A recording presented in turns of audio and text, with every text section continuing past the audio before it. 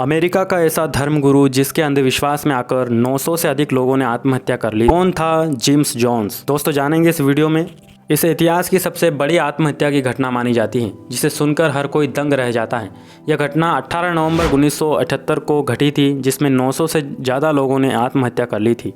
इसका कारण gym Jones नाम का एक व्यक्ति था। दोस्तों अगर चैनल पर पहली बार आए तो इस चैनल को सब्सक्राइब जरूर करें और वीडियो को शेयर करें। तो चलिए शुरू करते हैं।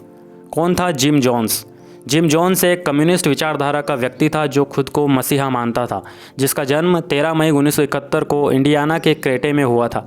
जिम जोन्स के बचपन के दोस्त बताते हैं कि उसे बचपन में ही जन्म और मृत्यु पर काफ़ी दिलचस्पी थी और वे अक्सर अपनी प्रॉपर्टी पर जानवरों का अंतिम संस्कार किया करते थे। और एक बार तो उसने बिल्ली को चाकू मारकर हत्या कर दी थी। जिम जोन्स को जानने वाले बताते हैं कि वह बहुत ही तेज दिमाग का लड़का था और किताबें पढ़ने का बहुत ज़्यादा शौकीन था। जिम जोन्स पूरी तरह से कम्युनिस्ट था और वह भगवान पर विश्वास नहीं करता था। वह लोगों के बीच एक धर्मगुरु बन गया था, इसलिए उसने ज़रूरतमंद लोगों की मदद करने के लिए 1956 में पीपल्स टेम्पल नाम का एक चर्च बनाया था। जिम जोन्स में ऐसी काबिलियत थी कि वह अपनी बातों से लोगों का दिल जीत लेता था और यही सबसे बड़ा रीज़न था कि हज़ारों लोग जिम जोन्स से प्रभावित होकर उसके फॉलोअर बन गए थे। जिम जोन्स के कम्युनिस्ट होने के कारण उसके विचार अमेरिकी सरकार से नहीं मिलते थे।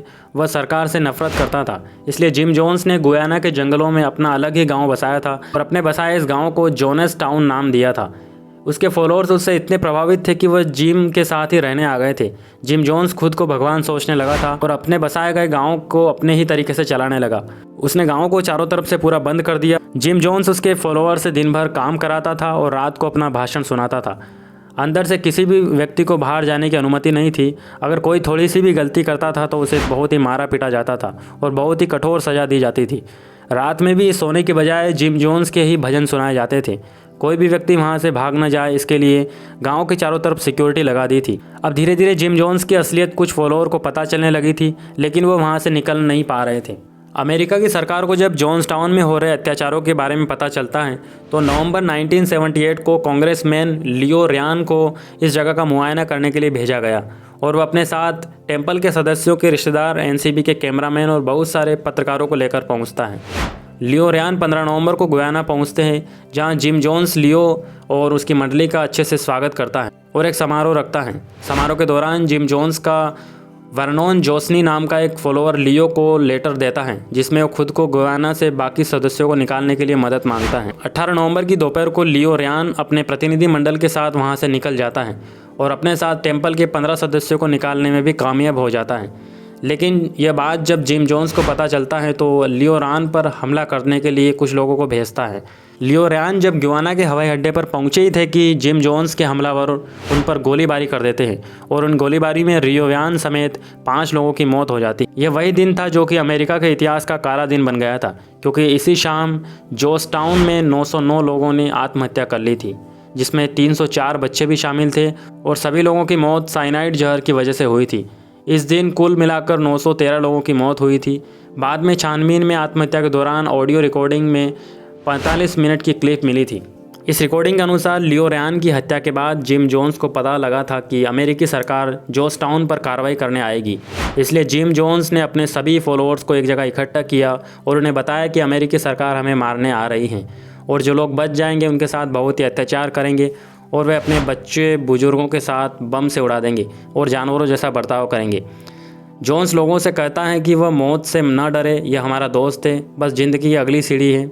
ऑडियो टेप में पता चलता है कि जोन्स की पत्नी बच्चों की मौत पर विरोध करती हैं, लेकिन जोन्स उसे जबरन रोक देता है। ऑडियो टेप के अंत में जिम जोन्स कहता है कि हमने आत्महत्या नहीं की, हमने एक अमानवीय दुनिया की स्थितियों का विरोध करते हुए क्रांतिकारी आत्महत्या का काम किया है।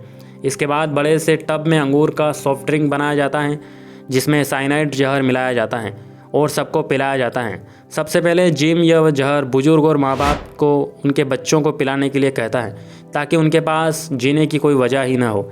कुछ फॉलोअर जिम के इतने पक्के भक्त थे कि जिम उनसे कुछ भी कहे वो करने के लिए तैयार थे, लेकिन जो ड्रिंक पीने के लिए तैयार नहीं थे उन्हें ज़बरदस्ती पिलाया गया और कुछ ही समय में वहाँ लोगों की लाशें बिछ गई। इसके बाद जिम जोन्स को भी उसकी कुर्सी पर तकिए में आराम से बैठे पाया गया। उसके सिर पर गोली का निशान था। जिम के बेटे का मानना था कि उसे गोली मारी गई है, लेकिन बाद में इसे भी आत्महत्या घोषित कर दिया। जिम की कुर्सी में जॉर्ज सांतियाना की कुछ पंक्तियाँ लटकी हुई मिली थी, जिसमें लिखा था कि जो अतीत को याद नहीं करते वह इसे दोहराने की निंदा करते हैं। इस तरह से इस सन के आदमी के प्रति अंधविश्वास में आकर 8 नवंबर 1978 को 900 से अधिक लोगों ने अपनी जान गंवा बैठते हैं। 9/11 के हमले से पहले अमेरिका के इतिहास की सबसे बड़ी मानव क्षति थी।